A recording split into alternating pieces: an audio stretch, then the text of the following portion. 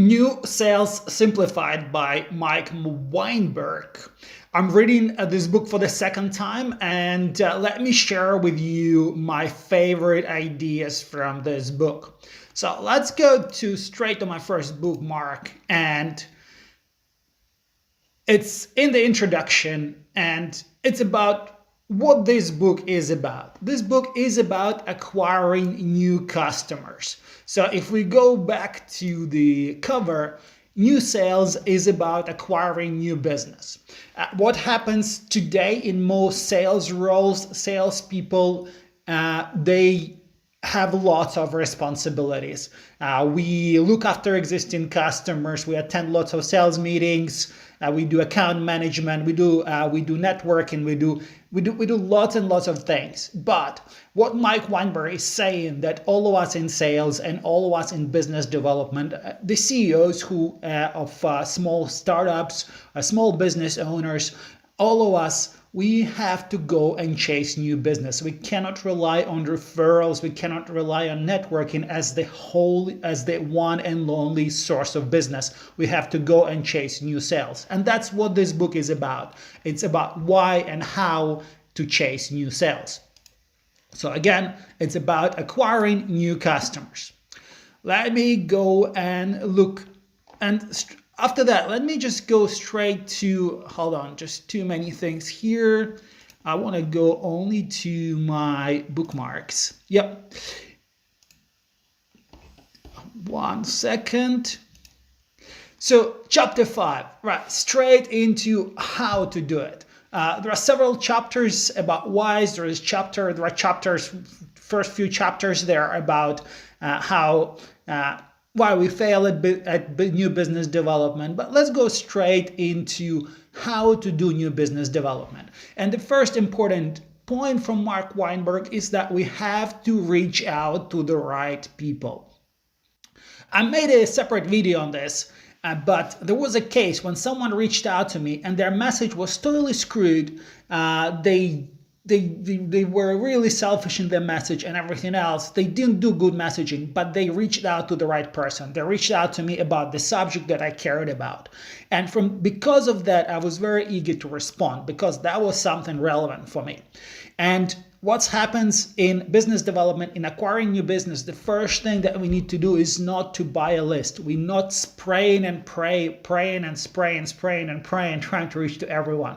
We need to select people that we can truly help, people who have the problem that we solve.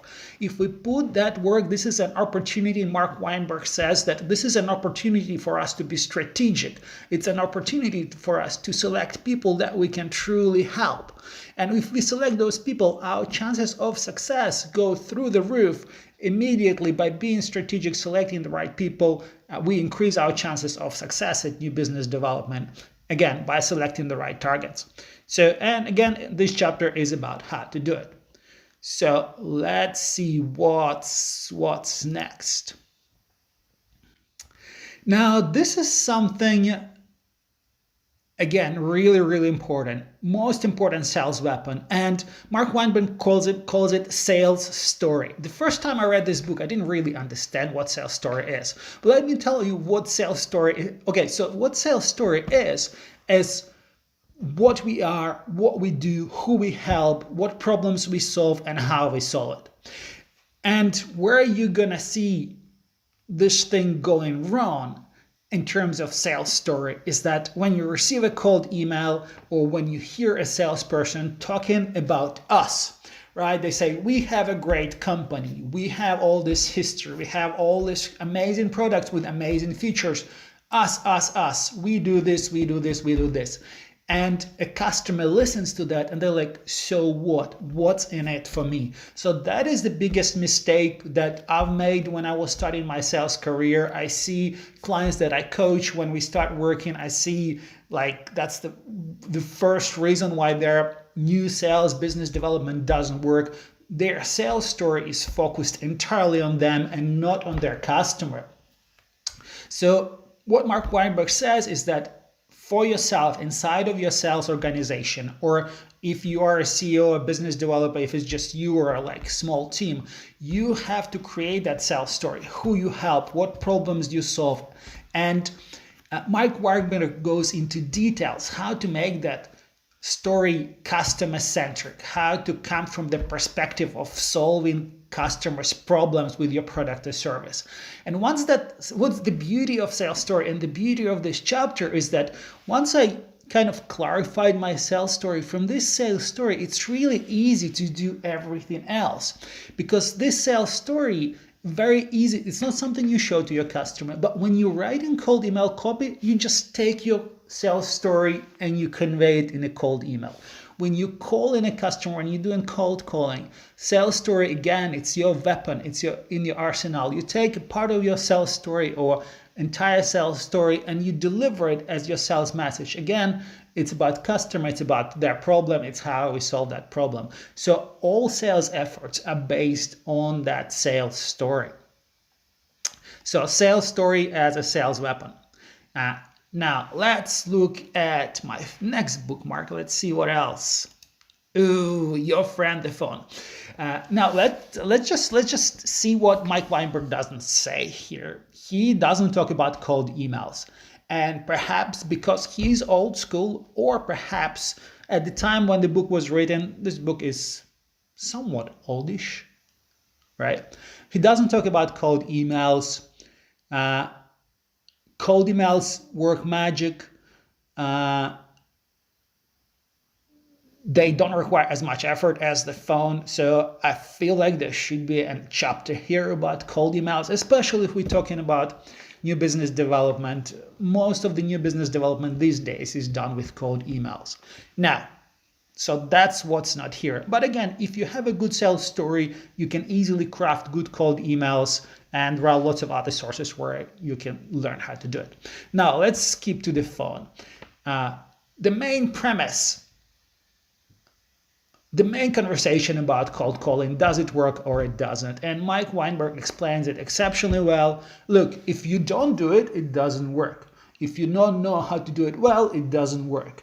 But if you put effort, if you put discipline into learning how to work the phone, phone does magic. Phone is fantastic. So 2 days ago, I was reading this book in the morning, and in the afternoon, I just picked up the phone and I dialed 3 phone numbers. Just in 1 hour, I dialed 3 phone numbers. Guess what? I spoke to 3 people. One wasn't interested, one was interested, and one was not the right person to talk to. He was business owner, but there was a business developer who was more relevant to what I was talking about. But we had a good conversation.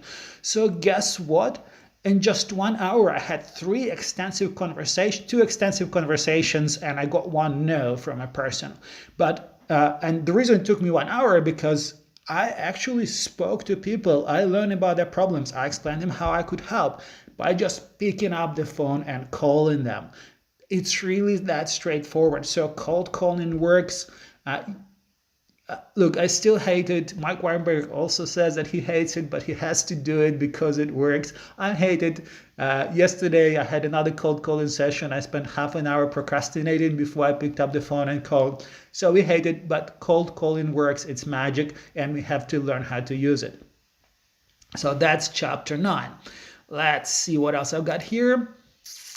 Face-to-face meetings.